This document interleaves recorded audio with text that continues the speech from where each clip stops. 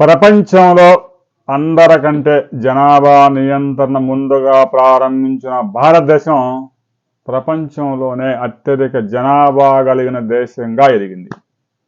అంటే భారతీయుల సత్తా మీరు అర్థం చేసుకోవచ్చు. చైనాని కూడా అధిగమించి 145 కోట్ల జనాభాతో భారతదేశం ప్రపంచంలోనే నెంబర్ 1గా ఉంది. మొత్తం ఈ భూగోళం మీద ఉన్న జనాభాలో ఒక భారతదేశంలోనే 18% పోగుపడ్డారు. అయితే లేటెస్ట్గా ఒక తాజా రిపోర్ట్ వచ్చింది.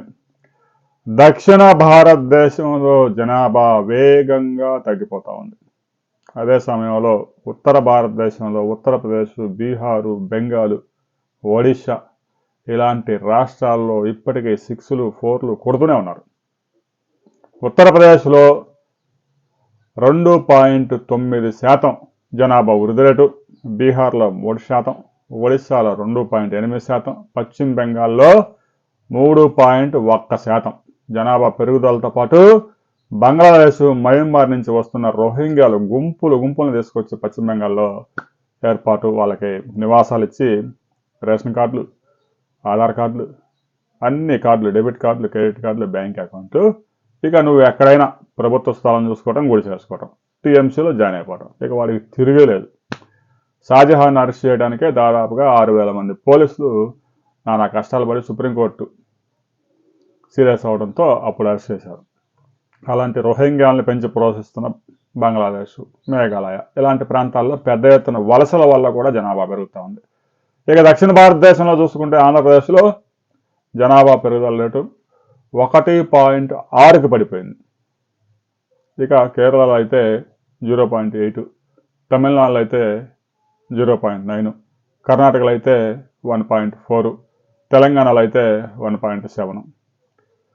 ఈ విధంగా అంటే ఉన్న జనాభా కాకుండా జనాభా తగ్గుతూ పోతా ఉంది. జననాల కన్నా కూడా మరణాలు ఎక్కువగా ఉన్నాయి. ఇక రాబోయే రోజుల్లో ఇదే కంటిన్యూ అయితే దక్షిణ భారతదేశంలో జనాభా క్రమంగా పడిపోయే అవకాశం ఉంది.